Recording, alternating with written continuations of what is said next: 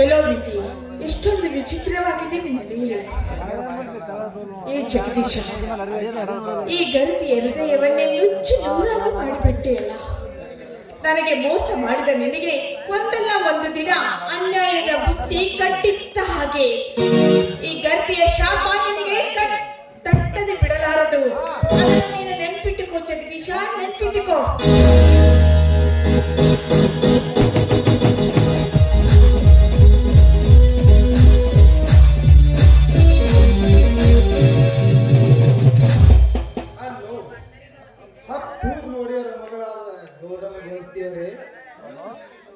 ಗತ್ತಿನ ಮೇಲೆ ಹೋಗ್ಬಿಟ್ಟು ಗಹನವಾದ ಚಿಂತನೆ ಮುಳುಗದಂತೆ ಕಾಣುತ್ತೆ. ಯಾವ ವಿಷಯ ವಿಚಾರ ಕಾಡುತ್ತೆ ಅನ್ನೋ ಕೇಳುವುದೇ. ಬೇರೆ ವಿಚಾರವೇನೂ ಇಲ್ಲ. ನನಗೆ ಅನ್ಯಾಯ ಮಾಡಿದ ಆ ಜಗದೀಶನಿಗೆ ಯಾವ ರೀತಿ ಸೇಡ್ ತೀರಿಸ್ಕೋಬೇಕು ಅಂತ ವಿಚಾರ ಮಾಡ್ತಾ ಇದ್ದೆ. ಅಯ್ಯೋ ಗೌರವರೇ, ಇದೇ ವಿಷಯ ವಿಚಾರ ಮಾಡುತ್ತೆ 6 ತಿಂಗಳ ಗತಿಸಿ ಹೋಯ್ತು. ಆದ್ರೆ ಅಲ್ಲಿ ನಿಮ್ಮ ಸೌಖ್ಯಾದ ಗಿರಿಜೆ ಗಂಡ ಮಗನಿಗೆ ಜನ್ಮ ನೀಡಿ ಮಹಾರಾಣಿಯತೆ ಸಂತೋಷದಿಂದ ಮೆಚ್ಚಿದ್ದಾಳೆ. ಇಲ್ಲಿ ನಿಮ್ಮನ್ನು ಮಾತ್ರ ದುಃಖದ ಮಡಿಲಲ್ಲಿ ಮುಳುಗಿಸಿದ್ದಾರೆ. ಅವರ ಸುಖದ ಕನಸಿಗೆ ಭಂಗ ತರಲು ನೀವು ಒಪ್ಪಿಗೆ ಕೊಟ್ರ. ನನ್ನೊಂದಿಗೆ ಒಂದು ಉಪಾಯ ಆಯ್ತು. ಏನಂತೀರಿ? ಏನದು ಉಪಾಯ? ವೆರಿ ಸಿಂಪಲ್ ಗೌರಿಯರೇ. ಆ ಜಗದೀಶನು ಮದುವೆ ಮಾಡ್ಕೊಂಡು ನಿಮ್ಮನ್ನು ಪಟ್ಟು ಕೊಟ್ಟಂತೆ ನೀವು ಮತ್ತೊಂದು ಮದುವೆ ಮಾಡ್ಕೊಂಡು ಜಗದೀಶನಿಗೆ ಪೆಟ್ಟು ಕೊಡಬೇಕು ಅಷ್ಟೇ.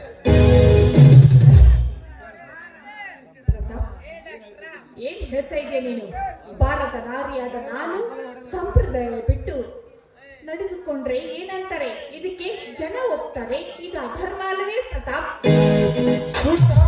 ನಿಮ್ಮ ಧರ್ಮ ಕರ್ಮದ ಮಾತನ್ನು ನಿಮಗಾಗಿದ್ದು ನೋವಿನ ಭಾರವನ್ನು ಇಳಿಸಿ ನಿಮ್ಮ ಸುಖದ ಸುಪ್ಪತ್ತಿಗೆ ಮಹಾರಾಣಿಯಂತೆ ಮಾಡುವುದೇ ನನ್ನ ಗುರಿಯಾಗಿದೆ. ಆದ್ರೆ ಏನೇ ಆದ್ರೂ ಇದಕ್ಕೆ ಮಾತ್ರ ನನ್ನ ಮನಸ್ಸು ಒಪ್ತಾ ಇಲ್ಲ ಪ್ರತಾಪ್. ಮನಸ್ಸಿಗೆ ಒತ್ತಬೇಡಿ, ಮನಸ್ಸಿಲ್ಲ ಒಪ್ಪದೆ. ನೋಡಿ ಗೌರಿಯರೇ, ಮದುವೆ ಆಗಬೇಡಿ. ಮದುವೆ ಆಗ್ತೇನೆ ಅಂತೇಳಿ ಸುಳ್ಳು ಸುದ್ದಿ ಮಾಡಿಬಿಡಿ ಸಾಕು. ಆಗ ನೋಡಿ ಪ್ರತಾಪನ ಆಳದ ಮರ್ಮ ಮಾಡಿಬಿಡ್ತೀನಿ ಜಗದೀಶನ ಬಾಳಿನಲ್ಲಿ ಕರ್ಮ.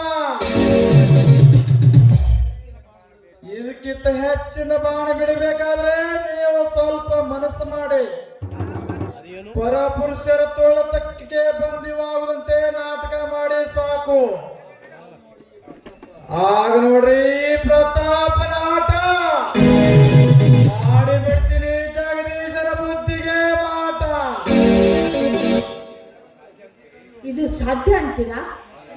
ಹಾಗಾದ್ರೆ ಆ ಪರಪುರುಷ ಯಾರು ಅಂತ ಕೇಳಬಹುದೇ? ಆಯ್ಕೆ ಹೇಗ್ ಮಾಡ್ಕೋದು? ಗೌರಿ, ನೀವು ಒಪ್ಪಿಗೆ ಕೊಟ್ರೆ ಅವ್ರಿವ್ರು ಯಾಕೆ? ನಾನೇ ನಿಮ್ಮ ಮಂದಾನಿಯ. ನೀವು ಆಡುವ ನಾಟಕೀಯ ಜೊತೆಗಾರ. ಇದಕ್ಕೆ ಒಪ್ಪಿಗೆ ಕೊಟ್ರಾಗ ನೋಡ್ರಿ ಆ ಜಗದೀಶನ ಆಟ. ಗೌರಿ ಅವರೇ, ಯಾವುದೇ ಗಂಡಸಲಾಗ್ಲಿ ಏನೆಲ್ಲ ಸಹಿಬಹುದು. ಆದ್ರೆ ತನ್ನ ಹೆಂಡತಿ ಮತ್ತೊಬ್ಬರ ತೋಳತಕ್ಕೆ ನೆಲೆಯುತ್ತಿದ್ದಾಳೆ ಅನ್ನೋದು ಮಾತ್ರ ಸಹಿಸುವುದಲ್ಲ. ಅದಕ್ಕಾಗಿ ಹೇಳ್ತೀನಿ, ನಾವು ಹೇಳದಂತೆ ಮಾಡಿ. ಹಾಗಾದ್ರೆ ನಾನೇನ್ ಮಾಡ್ಬೇಕು? ಬೇಜಾರ ಮಾಡ್ಕೋಬೇಡ. ಇದೆಲ್ಲ ಸುಳ್ಳೆ ನಾಟಕಿಗಾಗಿ. ನಿಮ್ಮ ಮಧುರ ಕಂಠದಿಂದ ಒಮ್ಮ ಗಾಯನ ಹೋರು ಮುಸ್ರು ಸಾಕು.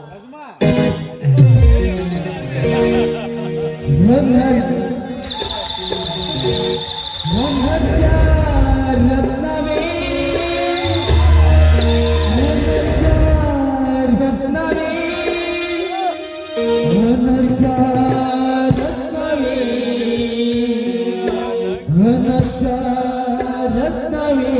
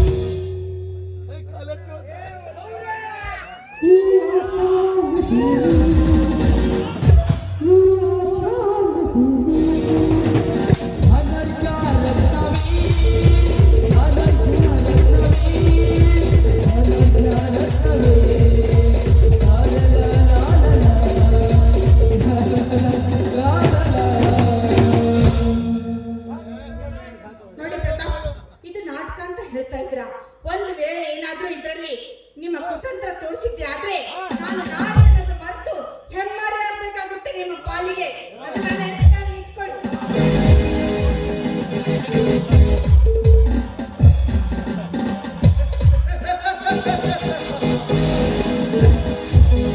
ಹೋಗು ಹೋಗು ಜಲಗಾರ್ತಿ ಹೋಗು. ನೀನು ಗೌಡರ ಮಗಳು ಅಲ್ವೇ? ನಿನ್ನ ದರಪೇರುವುದು ನನಗೆ ಚೆನ್ನಾಗಿ ಗೊತ್ತು.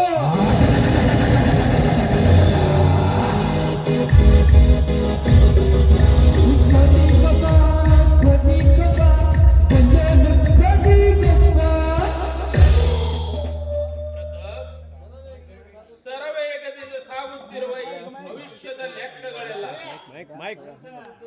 ಮನಸ್ಸಿನಲ್ಲಿ ಇದ್ದರು ಬದುಕಬೇಕೆಂಬ ಆಶೆಯನ್ನು ಅನ್ನು ಸಹ ರುಚಿ ಹತ್ತಬೇಕಾಗಿದೆ. ಆದರೆ ಆ ಗಿರಿಜೆ ಅನ್ನ ಸುಖವನ್ನು ಸವಿಯಬೇಕೆಂಬ ನಿರಾಶೆಯಿಂದ ನಿತ್ರಾಣವಾಗಿದೆ ಈ ನಾಗೇಗೌಡನ ಜೀವನ. ಹಾಗಾದರೆ ನಾವು ಆಡುವ ಮಾತನ್ನು ಮಾಡಿ ತೋರಿಸುವುದು ಯಾವಾಗ? ನನ್ನ ಆಸೆ ಈಡೇರಿಸುವುದು ಯಾವಾಗ? ಸಮಾಧಾನ ಗೌಡ್ರೆ, ಸಮಾಧಾನ. ಸರ್ವಸಿ ಸಿದ್ಧಿಗೆ ಶಾಂತಿಯ ಮತ್ತು ಇಷ್ಟು ದಿನ ಗಿರಿಜನು ತಡೆಯಲು ಸಾಧ್ಯ ಇರಲಿಲ್ಲ. ಯಾಕಂದ್ರೆ ಆ ಗಿರಿಜನ ಹೊಟ್ಟೆಯಲ್ಲಿ ಕೂಸು ಹತ್ತಿಕೊಂಡಳು. ಆದ್ರೆ ಈಗ ನಮ್ಮನ್ನು ಯಾರು ತಡೆಯಲು ಕೊಂದಾಗಿದೆ. ಆ ಕೂಸು ಈಗ ತರಿಗಿಳಿದಾಗಿದೆ. ಈಗ ನಮ್ಮನ್ನು ಯಾರು ಸಾಧ್ಯವಿಲ್ಲ.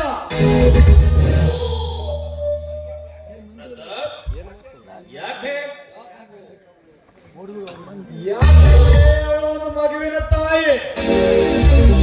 ಮೇಲಾಗಿ ನಿಮ್ಮ ಶತ್ರು ಜಗದೀಶನ ಹೆಂಡತಿ ಅಥವಾ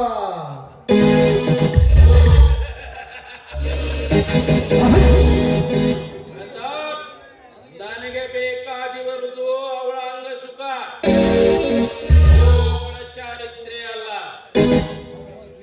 ಅವಳ ವಿಷಯಪ್ಪಿಗಾಗಿ ನನ್ನ ಘಟ ಹೋದರೂ ಚಿಂತೆವಿಲ್ಲ. ಘಟ ಸಾಧಿಸಲೇಬೇಕು.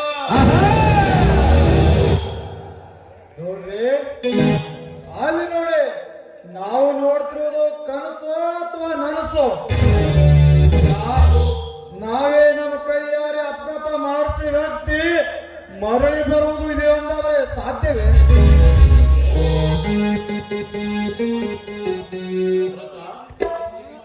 ಈಗ ಏನ್ ಮಾಡ್ತೀವೋ? ಈಗ ಏನ್ ಮಾಡ್ತೀವೋ? ನೋಡ್ರಿ, ಈ ಪ್ರತಾಪಿನವರಿಗೆ ಅಂಜಬೇಡಿ. ಸಂಗಮೇಶ ಬರ್ಲಿ ತಡೀರಿ. ಇದ್ದ ವಿಷಯಕ್ಕೆ ಬಣ್ಣ ಹಚ್ಚಿ ರಕ್ಕೆ ಪಕ್ಕೆಗಳನ್ನು ಕಟ್ಟೆ ನನ್ನ ಶಕುನಿಯ ಬುದ್ಧಿಯನ್ನು ಸಂಗಮೇಶನ ತೆರೆ ತುಂಬಿ ಒಳ್ಳೆ ಮನೆ ಕಳಿಸಿದ್ರಾಯ್ತು.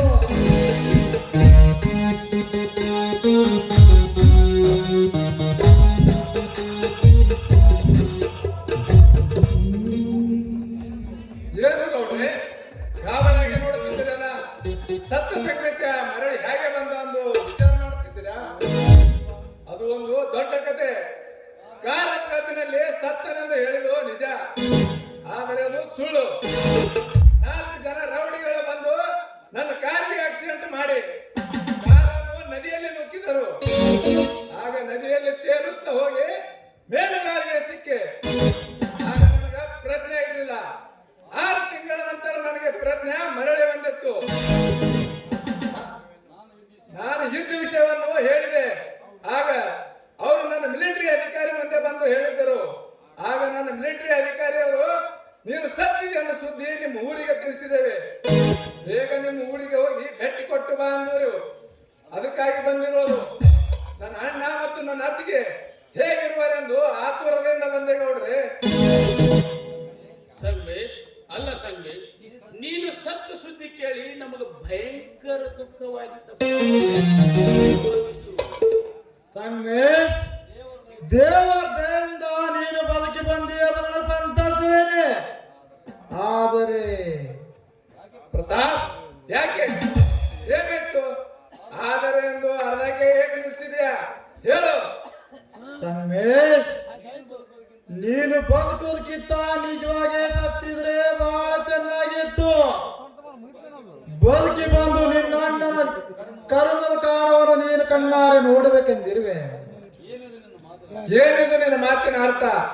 ನಿಮ್ಮ ಕುಟಾಂತರ ಬುದ್ಧಿಯಿಂದ ನನ್ನ ಅಣ್ಣ ಮತ್ತು ನನ್ನ ಅತ್ತಿಗೆಯರಿಗೆ ಏನಾದರೂ ತೊಂದರೆ ಕೊಟ್ಟಿದ್ರ ಏನು ಮತ್ತೆ ಹೇಳು. ಸಂಗಮೇಶ್, ಈಗ ಒದಗಿದ್ರು ಏನು ಪ್ರಯೋಜನವಿಲ್ಲ.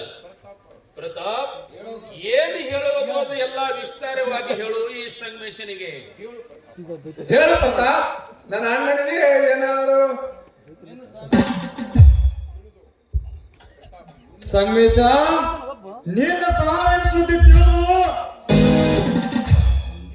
ನಿನ್ನ ಅಣ್ಣ ಎದೆ ಮಾಡ್ಕೊಂಡು ಸತ್ತು ಹೋಗ್ಯಾನಂದ್ರೆ ಅದು ನಿನ್ನ ಭ್ರಮೆ. ಯಾವ ಬಾಯಿಂದ ಹೇಳಿ ಸಂಗಮೇಶ? ನೀ ಸತ್ತನೆಂಬ ಸುದ್ದಿ ಕೇಳಿ ನೀ ಪ್ರೀತಿಸ ಗಿರೀಶನಿಗೆ ನಿನ್ನ ಅಣ್ಣ ಹೆಂಡತಿಯ ಮಾಡಿಕೊಂಡ. ಲೇ ಪ್ರತಾಪ್, ಏನ್ ಹೇಳ್ತೀಯೋ ನೀನು? ಹೌದು ಸಂಗಮೇಶ್, ಹೌದು ಸಂಗಮೇಶ್, ನಾನು ಹೇಳ್ತಿರೋದು ಸತ್ಯನೇ. ನಿನ್ನನ್ನು ಮಿಲಿಟರಿ ಕಳಿಸಿ ನೀ ಪ್ರೀತಿಸಿ ಗಿರಿಜನು ನಿನ್ನ ಅಣ್ಣನ ಆಡದ ಕಾಮದ ಆಟವನು ಕಣ್ಣಾರೆ ಕಂಡು ನಿನ್ನ ದೇವರಂತ ಶಿವಪ್ಪ ಎದೆ ಹೊಡೆದು ಸತ್ತು ಹೋದ. ನಿನ್ನ ಮುತ್ತಿನಂತ ಅತ್ತಿಗೆಯನ್ನು ಮನೆ ಹೊರಗೆ ಹಾಕಿ ಗಿರಿಜನ ಕೊಳ್ಳಿಗೆ ತಾಳಿ ಕಟ್ಟಿ ಅವಳ ಕೈಯಲ್ಲಿ ಒಂದು ಕೂಸು ಕುಟ್ಟಿದಾನೆ ನಿನ್ನ ಮಹಾನುಭಾವ ಅಣ್ಣ ಜಗದೀಶ. ನಾನು ಹೇಳ್ತಿರೋದು ಸುಳ್ಳಾದ್ರೆ ನೀನೇ ಮನೆಗೆ ಹೋಗಿ ಕಣ್ಣಾರೆ ನೋಡು ನಿನ್ನ ಅಣ್ಣನ ಕಾಮದ ಆಟವೇನು. ಹೌದು ಸಂಗಮೇಶ್, ಬಂಗಾರದತ್ತ ನಿನ್ನ ಅತ್ತಿಗೆಯನ್ನು ಗೌರಿಗೆ ಮೋಸ ಮಾಡಿದ ನಿನ್ನ ಅಣ್ಣ. ಆ ಮೋಸದಿಂದ ನನ್ನ ಮಗಳು ಗೌರಿ ಹುಚ್ಚಾಗಿ ನನ್ನ ಮನೆಗೆ ಸೇರಿಬಿಟ್ಟಳು ಸಂಗಮೇಶ್, ನನ್ನ ಮನೆಗೆ ಸೇರಿಬಿಟ್ಟಳು. ಅಣ್ಣ, ಕಣ್ಣಿಗೆ ಕಾಣುವ ದೇವರಿಗಿಂತಲೂ ಹೆಚ್ಚಿಂದ ಕಣ್ಣಿಗೆ ಕಾಣುವ ನಿಜವಾದ ದೇವರೆಂದರೆ ನೀನೇ ಎಂದು ಬಯಸಿದೆ. ಈ ನಿನ್ನ ತಮ್ಮನಿಗೆ ದ್ರೋಹ ಬಡಿದಿದ್ದು ನಿಜವಾಗಿದ್ದರೆ ನಾನು ನಿಮ್ಮ ಸಂಘ ಬಯಸುವೆ, ಅಥವಾ ಸುಳ್ಳಿದ್ದರೆ ನಿಮ್ಮನ್ನು ಸುಟ್ಟು ಬಿಡವೆ.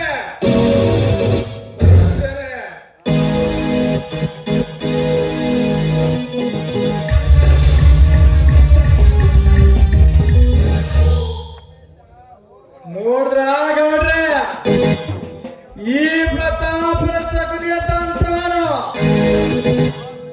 ಆ ಶಕುನಿ ಮಹಾಭಾರತನೇ ಅಲ್ಲಾಡಿಸಿದ ಭೂಪ.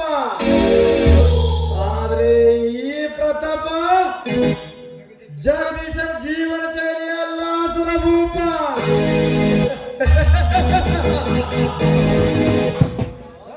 ಶಬಾಷ್ ಪ್ರತಾಪ್, ಶಬಾಷ್. ಎಷ್ಟೊಂದು ಚಾಣಕ್ಯದಿಂದ ಸೃಷ್ಟಿಸಿದೆ ಆ ಸಂಗಮೇಶನ ಜೀವನದಲ್ಲಿ ಬಿರುಗಾಳಿ. ಆ ಬಿರುಗಾಳಿಗೆ ಸಿಲುಕಿ ಅಣ್ಣ ತಮ್ಮಂದಿರ ಬಾಂಧವ್ಯದ ಬೆಳ್ಳಿ ತುಚ್ಛ ದೂರಾಗಿ ಆಗಿರಬಹುದು.